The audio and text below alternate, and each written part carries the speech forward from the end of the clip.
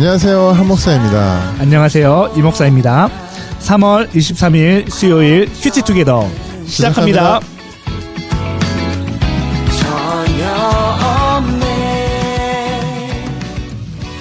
네, 그래서 한 주에 우리 중반을 달리고 있습니다.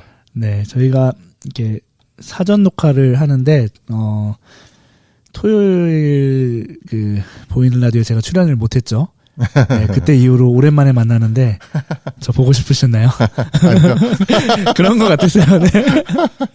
아, 제가 그 청년들하고 하는 거 봤는데 너무 좋더라고요. 아, 네. 네, 감사합니다. 예, 그냥 목사님 눈에서 저를 바라볼 때는 느낄 수 없었던 사랑의 꿀이 떨어지는 표정이. 예. 사랑의 꿀이 아니라 제발 잘해라. 제발 잘해라.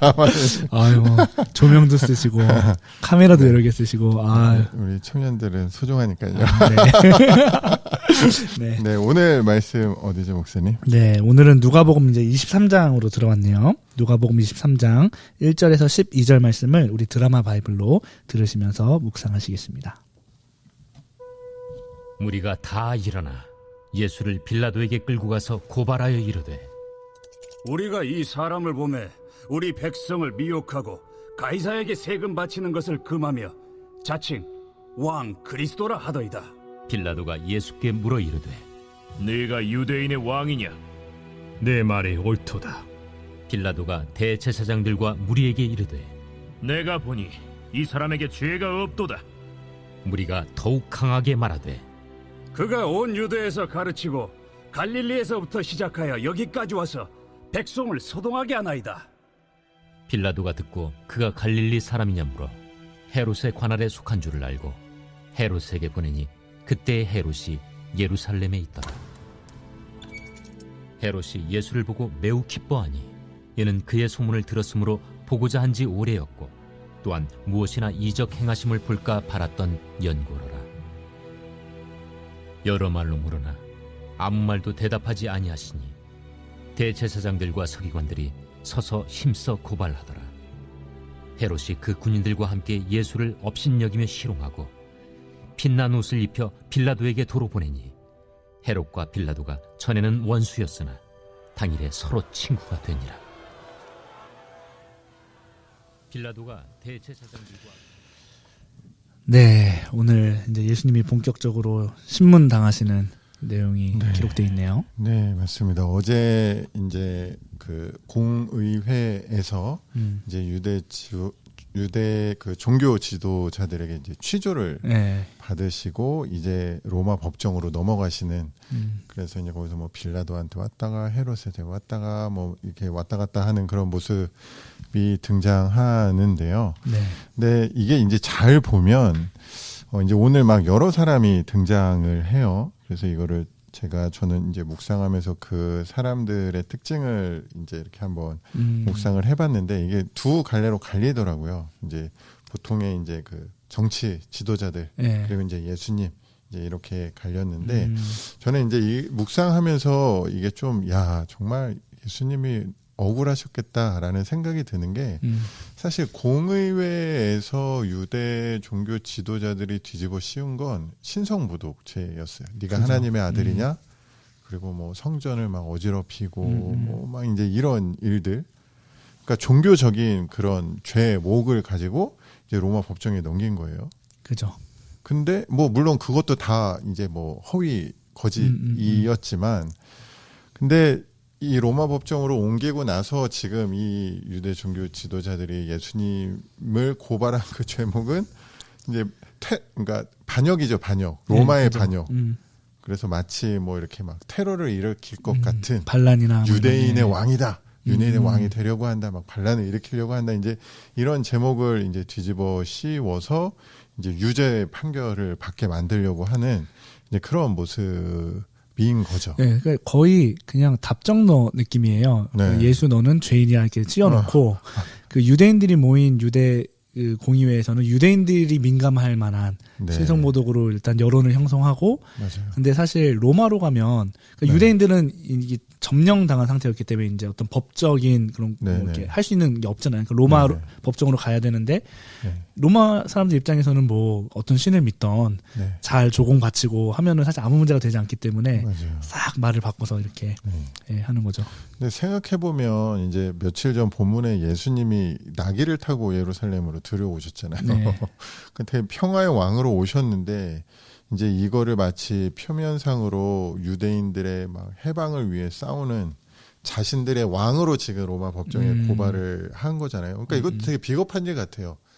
유대인들을 위해서 싸우겠다고 한 로마와 싸우겠다고 한 그게 실제 맞다고 하더라도 그러면 자기들의 어떻게 보면 독립군 같은 그죠. 그런 영웅이잖아요. 근데 이걸 로마 법정에다가 가서 이렇게 하는 이것도 진짜 비겁한 설사 그게 거죠. 사실이라 하더라고요. 네, 그게 사실이다 하더라도 그러니까 이 사람들은 나라의 안위도 안중에 없는 거죠. 맞아요. 오로지 자기들의 맞아요. 이익만 생각하는. 그러니까 겉으로는 뭐 유대인들을 대표하는 뭐 통치 기구고 뭐 뭔가 막 공의로운 일을 하는 그런 집단처럼 여기지만 실제로는 오히려 그 본인들이 유대 민족을 배신하는 자들이었고 자신의 권력을 유지하기 위해서 자신의 어떤 유익을 지켜내기 위해서 이제 거짓을 사실처럼 포장하는 그런 비열한 사람들이었던 것 같습니다.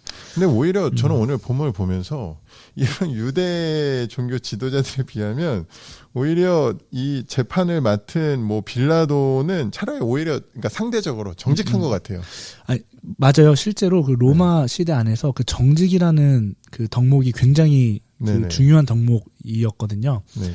그래서 그 로마 역사가들의 글을 읽어보면 네. 이제 그들이 이제 그 기독교인들을 막 이제 그 취조하고 뭐 신문하는 그 내용이 나오는데 네. 되게 어떻게 보면 좀 객관적으로 네. 이렇게 막 안 좋은 소문이 들려서 해봤더니 되게 정직하고 네, 좋은 네, 사람들이더라. 막 이렇게 네. 이런 글들이 발견되거든요. 그래서 여기서도 그래요. 이 빌라도는 예수님 신문하니까 뭐 문제가 그게 별로 없네? 없는데 예. 그리고 이제 본인도 이제 안 거죠. 제가 없는데 그리고 이제 헤롯에게 보내는 거예요. 떠넘기. 네, 근데 헤롯도 예. 뭐 해보니까 뭐 별거 없는 거예요. 그냥 기적이나 해볼까 하라고. 그냥 유명한 그거에서 뭐 좀 볼까 싶었는데 뭐 별거 없어서 그 다시 빌라도에게 보내는 거죠. 그러니까 본인들이 죄를 발견하지 못하니까 이제 다른 사람에게 보내는 오히려 이들의 모습이 그런 비열했던 유대 종교자들의 비하면 그래도 조금 정직해 보이기는 하나. 그래도 비열하죠. 근데 이제 그러니까 서로 넘겼던 이유가 이제 그런 어떤 정치적인 계산이 들어간 거죠. 그러니까 이 유대 종교 지도자들이 막 이렇게 막 거세게 반발하는데 이제 이거를 거스르고 싶진 않고 그렇다고 또 로마 법을 들이대서 이거를 또 심판을 하자니 뭔가 이렇게 판결을 내리자니 그것도 찝찝하고 그러니까 이제 서로에게 이제 떠넘기는 이제 이런 모습이 있었던 것 같아요. 그러니까 예나 지금이나 뭐 정치 지도자이던 뭐 종교 네. 지도자이던 네. 정말 이렇게 순수한 마음으로 섬기고 백성들을 위해서 하는 맞아요. 그런 것 참 이런 어떤 자기의 권위와 유익과 이런 것들을 지켜내기 위해서 이제 어떤 정치적인 계산을 하는 행동을 하든지 아니면 어떤 비열한 그런 행동을 하든지 어쨌든 이런 어떤 세상 사람들의 한 그룹이고 이제 그 또 나머지 한 그룹을 이제 예수님으로 놓자면 결국 뭐 그렇게 정리가 되는 것 같아요. 세상 사람들은 뭐 입으로는 정의를 얘기하고 뭐 공의로운 뭐 이렇게 이야기하지만 이제 실제로 자신의 유익을 위해서 불의와 타협하는 그런 모습들이 참 세상 가운데는 이제 그런 일들이 우리가 많이 보죠. 오히려 그걸 잘하면 잘할수록 오히려 더 처세술에 능한 그죠. 네. 네, 이런 사람으로 또 보기도 하니까요. 아니, 그 정점이 12절인 것 같아요. 네. 헤롯과 빌라도가 전에는 원수였으나 맞아요. 당일에 서로 친구가 되니라. 이 친구가 되니라 이 표현도 진짜 그러니까 너무 자기의 어떤 그 세력과 그 네. 이익을 위해서 손 잡았다가 네, 네. 또 맞아요. 배신했다가 서로 맞아요. 그래서 오늘 본문에 뭐 많은 사람들이 등장을 하는데 뭐 자기 자리에서 뭐 여러 가지 다른 이해관계를 가지고 있었지만 어쨌든 방금 말씀하신 15절도 생각을 해보면 모두 같은 목적을 가진 한 통속이었던 것 같아요. 그러니까 뭐 이들의 의도를 보면 뭐 하나님의 백성이고 하나님의 자녀인 이제 우리는 어떻게 살아가야 되나, 어떻게 우리를 보내신 그곳에서 살아가야 되나 하는지를 이제 또 깨닫게 되는데요. 결국 뭐 세상 사람들 또는 하나님을 알지 못하는 사람들은 자기의 유익이 이제 어떤 가치 판단의 중심이 되고, 또 하나님 없는 삶, 자기를 위한 삶을 살아가지만, 이제 하나님의 백성인 우리는 이제 예수님께서 우리에게 말씀하셨던 것처럼 하나님을 사랑하고 이웃을 사랑하라고 하셨는데, 나의 어떤 유익과 나의 어떤 그런 보호, 나의 어떤 그게 우리의 우선순위가 아니라 내 주변에 있는 이웃을 더 기준으로 삼는, 우리 주변에 우리에게 붙여주신 뭐 친구, 동료, 뭐 가족, 뭐 이런 나보다는 이웃을 더 생각해야 되겠다라는 그런 묵상으로 저는 정리가 되는 것 같습니다. 네. 그러니까 뭐 목사님 나눔 들으면서 어쨌든 그 종교 지도자들도 하나님 율법을 이렇게 따른다고 자부하는 사람들인데 결국 하나님을 그렇게 사랑한다고 하면서 맞아요. 또 다른 중요한 한쪽인 이웃 사랑을 완전히 그냥 네. 버린 거잖아요. 네, 참 얼마나 모순적인지 네, 보게 되는 것 같습니다. 그렇습니다. 그러면 오늘 이제 우리 찬양 또 들으면서 우리 오늘 말씀 좀 정리해 보면 좋을 것 같은데, 오늘 찬양은 좀 특별합니다, 예, 그죠? 우리 청취자께서 댓글로 보내주신 네. 신청곡, 네. 우리 권효환 청취자께서 예, 우리 선생님이신데요. 예, 한번 좀 들어보도록 하겠습니다.